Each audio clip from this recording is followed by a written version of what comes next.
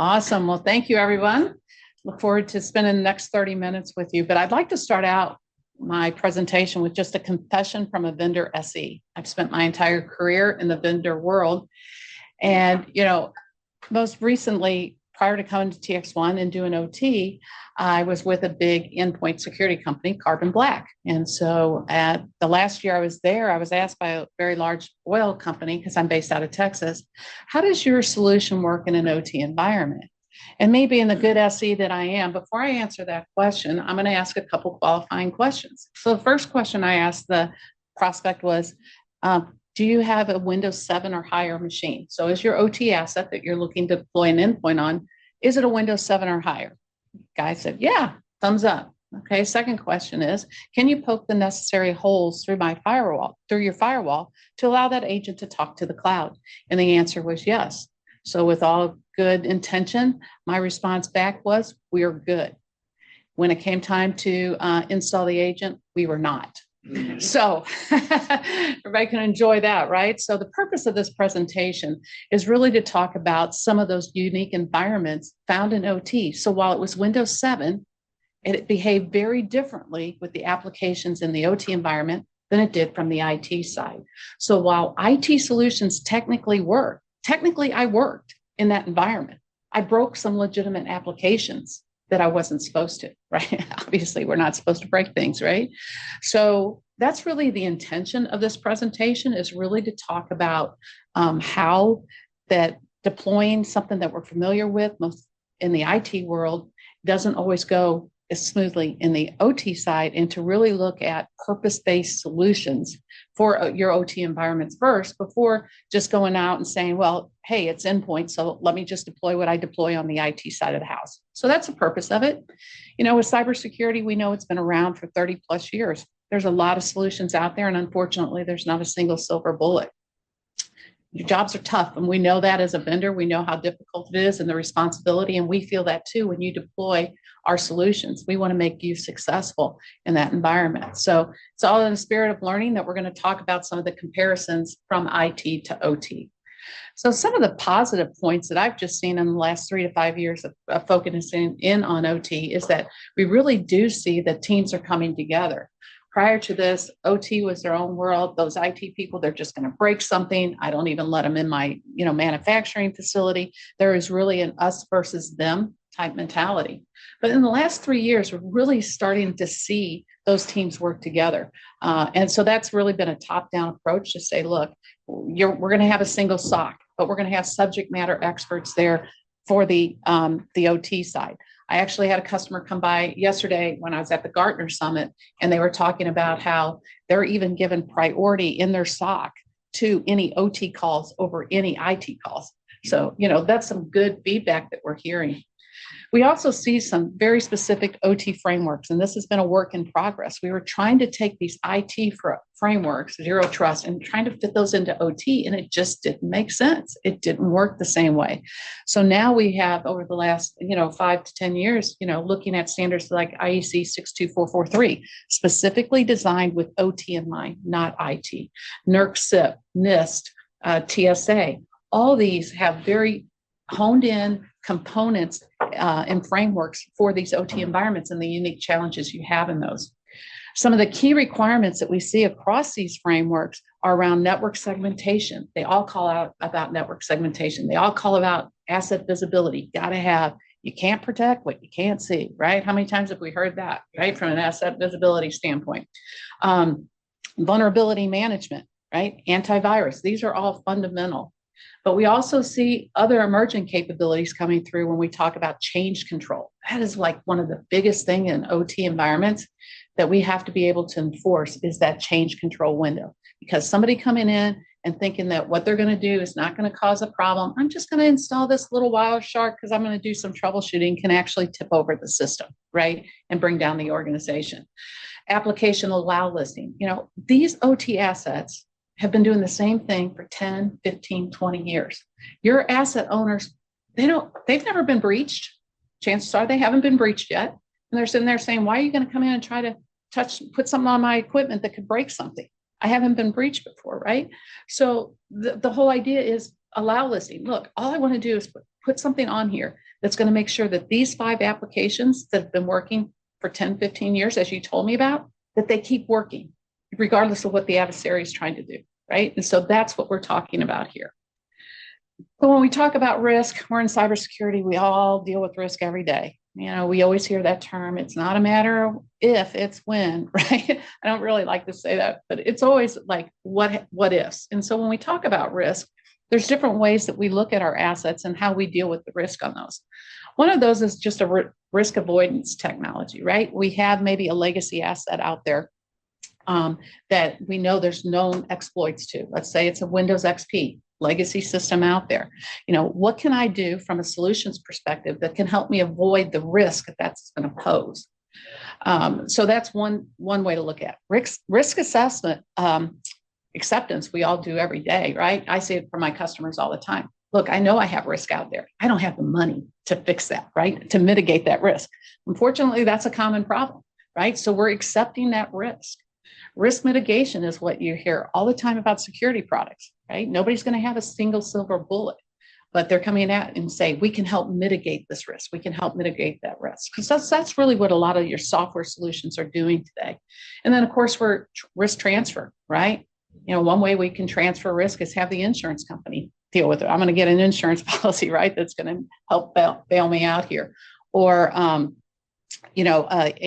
team of an NDR, like a network detection company or an MDR that's going to provide that service. So you're offloading that risk to them.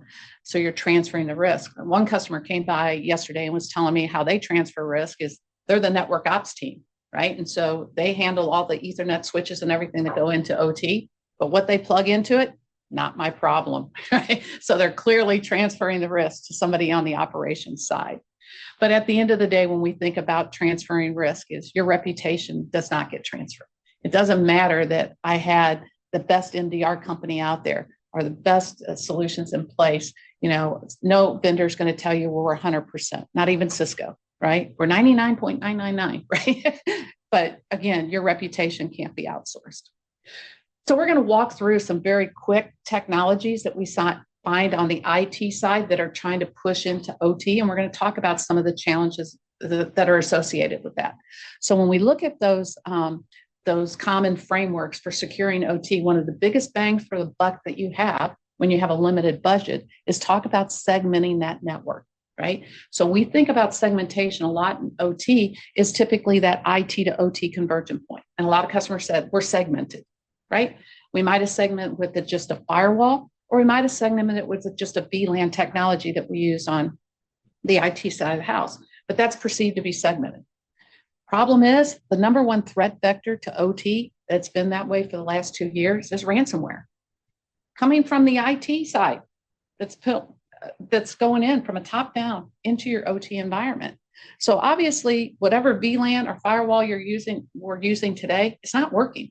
We have to fortify that IT to OT convergent point. We got to do better there. If we're going to take care of this low-hanging fruit of just ransomware, somebody clicked on a link, but it was able to propagate down into your OT environment. So when we think about segmentation, common technology, everybody thinks about VLANs. That's what we've been doing for 20, 30 years in IT. We had our computers down here. We had finance department, sales department, and they're all talking to centralized mail servers, database servers. Our traffic is going north-south all the time. So with VLAN traffic, it made it very simple that, hey, I'm going to create this switch and say, this is my finance department, this is my HR department, and I'm going to route between those two with a centralized firewall up here at the top. So if finance needed to talk to HR, they're going to go up and then come back down. When we think about OT traffic patterns, it's very important to understand that OT traffic patterns are traditionally east-west. Right. So when we talk about latency, how can VLANs introduce risk into your environment? It can increase latency. If you need to talk from one zone to the next, or I'm going to call VLANs, but in OT, we call them zones. 62443 calls them zones, right? These smaller mitigation areas, you're introducing latency. Also, one of the challenges is costly downtime. Many OT environments, they don't have managed switches. Again, life cycle. 10, 20, 30 years. And so now they're saying, you need me to segment, but I got these old switches that don't even do VLANs. So what do? Forklift upgrade those. right? So there's other solutions that you can do by a purpose-built solution that's designed from the ground up for OT segmentation versus just leveraging the common, hey, it's a VLAN, let's just implement what we've always done on the IT side. Just always understanding the purpose behind why segmentation is so important in OT, and understanding those differences will help you when you go in and talk to your OT asset owners. So we have an approach to that. It's different. It's not VLANs. It doesn't require those. We'd like to talk to you about those. Second one is just asset visibility, right? So traditionally, why did OT IT environments do asset visibility? Well, because they needed to make sure that they had budgeted, because they got 3 to 5 year life cycles on all their file servers, right? So it was important for them to know what that asset inventory was. On the OT side, it was critical for safety reasons that they knew every single asset and the version of software that was running on those. And typically it was very manual. It was a spreadsheet. Somebody manually was going in and filling in a spreadsheet, and typically it didn't get updated. So as new equipment came into OT environments, it wasn't being updated. So the IT solution was, hey, let's just go ahead and do some scans, right? And some of the products we use like Landsweeper and Qualys, some of these are open source that allow you to go out and scan a whole network. I want to scan everything from 192.168.1.10 to top 50, and let me see what it comes back with. In an OT environment, that could tip over a system, and now you have a safety issue, because just by running that active scan, you're going to that machine and you're saying, show me all the open ports, show me all the, you're asking for all this information, it could tilt it, right? And so just think about those, the risk associated, and what is the intent of having that feature there. When we talk about now taking that to the next level, it's great you're giving me the details, you're showing me the version, I have XP out there, I have Windows 7 out there, I know this now, right? Now, how do I map that to a vulnerability database? Because again, in IT, we have patch management cycles. They're every week. And then we have emergency ones when we need to do it. And oh, by the way, if I'm a domain admin and I want to update a server, I probably can do it. Technically, I can do it. So, the approach is just hey, we're patch management, we can patch these things. Common examples, we know Tenable, Qualys, Rapid7, Nessus. These are all great patch management tools. And it's great that we're doing that on the IT side.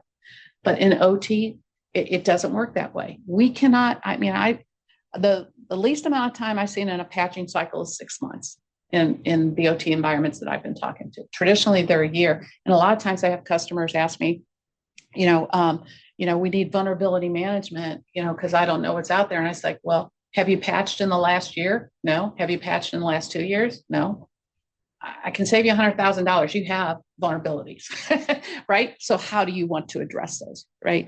So just make sure, when you look at the risk of bringing that same mentality into OT, you're going to get pushback, because your OT operators are never going to, I don't see how we can get there, right? Anytime soon with a standardized, because they don't even have, at least in IT, we had a server that looked like my server today. So I could even test the patch right before I deployed it. In OT, they don't have these systems just sitting there, shadow, OT systems that I can test, the Rockwell patch before I deploy it. You can't do that. I mean, you're deploying patches and you're trusting the vendor that it's not going to crash your system. So antivirus, common core technology that you see asked even in OT environments, run antivirus, right? The compliance team is asking for it. TSA is asking for it. Just best practices. You want to do that. So what are some common, IT tools that we've seen out there? CrowdStrike, Defender, SentinelOne, Carbon Black. That's where I spent 7 years, right? Great solutions designed for what? An IT environment. We're launching new executables all the time on our laptops, right? All the time, new applications being introduced. I'm clicking on new things. All that stuff needs to have that real scan. In OT, antivirus, doing real-time scan, it's important.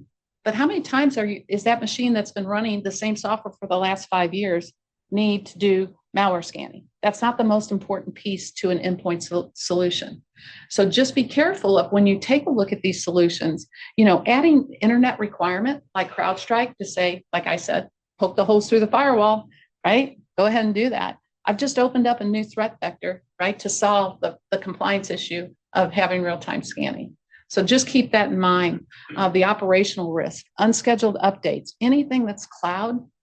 I don't care if you can, and I work for the companies, and I'm not saying they're bad for IT, but in OT, even though I can control that update from the agent side, I can't control what they're doing in the cloud. And that, as we saw with Sentinel-1, right? Their cloud became unavailable. You couldn't access any of your endpoint security data, couldn't handle any incidences because somebody went into the cloud. They had a back-end component that was really old, and they just added a new user credential. That was enough to tip it over, and it brought down the entire cloud environment. So again, just because you can control the agent side doesn't mean you can control the back-end side, and that's very important.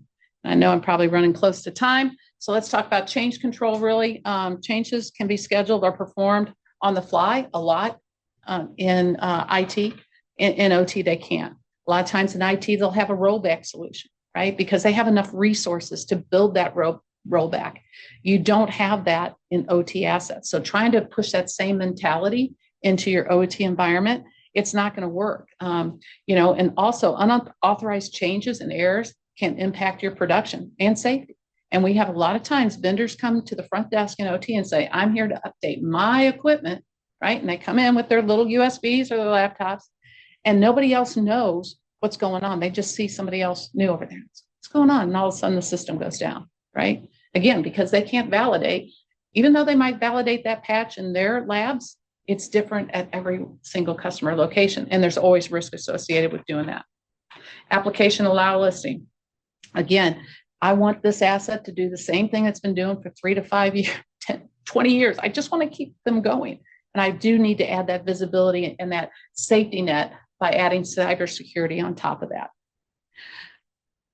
EDR, endpoint detection and response. So you'll hear about this a lot on the IT side, right? It was great that we had real-time scanner that could tell me if malware was being launched, but there were other advanced attacks, unknown attacks, right, that didn't have to leverage actually a bad executable. They could leverage good applications to do bad things. So we needed this EDR functionality, which was kind of like a video recorder on each endpoint that would watch every single file, create, mod, netcon, all this stuff. And you put it up in this big data lake, and you said, now tell me what looks interesting.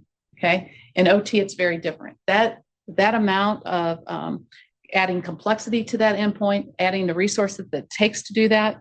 More importantly, no local operator control. If they think that security system, your solution today is causing an outage for them, do they have time to open up a ticket with your SOC, wait for a specific SLA till you get back to them? No, they're used to seeing a red button on the wall that they could click because it's safety issues, right? Stop it. So it's really important when you look at any endpoint security solution or networking solution, always ask yourself, what if this dies, right? What if my operator thinks that this is the problem? Do I give them the capability, whether it's password protected, it's up to you, to actually say, stop it, but keep the operation running, but take security out of it? These are the mind things that we would never put into an IT security product because users like myself would turn it off all the time, right? But in an OT, it's safety, right? And then finally, periodic inspection, right? Once we secure this in OT environment with purpose-built, segmentation, purpose-built endpoint security solutions, all designed to be on-prem, how do I stop vendors from coming in or making sure that their devices, whether it's their laptop or whether it's a USB stick, to update their devices to work in your environment to make sure that that's free of malware? And so you can do that with periodic inspection type solutions. But in IT, USB, it's usually a best practices, right? There's really not something that they've tried to actually put on the system because it was too much work for their SOC team because users were coming in all the time saying, making the justification why I have to use this USB, right? So it's very challenging. And when enforcement does exist, it requires another agent or license. So it's usually another piece of software. So if you try to implement this type of approach in OT, we know that best practices alone aren't enough. Vendors will come in, they will do updates, outside change control windows, and it can impact the safety of the environment. Potential insurance and compliance penalties, right? If you're not doing this, you could have penalties there. And again, supply chain risk. We see equipment coming in new into OT environments that still are running Windows 7. So it sits on those vendor shelves for many, many years. So in summary, let's minimize internet exposure for security purposes only. If there is an alternative approach that doesn't require you poking holes and going out to the internet, I would say that that's the best approach that you can take. Control those updates in your environment. Make sure that you have solutions in place that can make sure that you're controlling change, but also giving the operator the ability to say, if for some reason I have a scare about something, right? Can I override what's there based off of a password? We don't want to introduce latency. So look at your technologies that you're putting in place today and understand the latency that I saw as a user downloading my Excel spreadsheet from a centralized server. I can't see, but looking at a sensor from a windmill that's being running energy, that minute bit of latency could cause a safety issue. It could cause flags to go off that you wouldn't want to. Reduce the number of failure points and complexity. Look, I was at, I don't know how many vendors, probably 300 to 500 vendors at the Gartner Summer, all designed around cybersecurity for IT. We don't need to introduce that complexity in OT. So look for solutions that can check off more than one box, right? To keep that footprint very small. So we're not talking about OT consolidation in 10 years from now. And then finally, giving that operator control if it's appropriate, that they have that safety button, they have that out button that you can keep the operation running. So I thank you for your time. And we have some of our equipment in the other room. So thank you guys. It's early. Yeah, you're good. Wow. All right. Well, any questions? I mean, if we still, yeah. Are there any questions? Oh, I hit the mark. I'm sorry that was so fast. Yesterday I did this at Gartner and I ran out of time. So today I was programming myself to speed myself up a little bit. So, all right. Thank you guys. Appreciate it.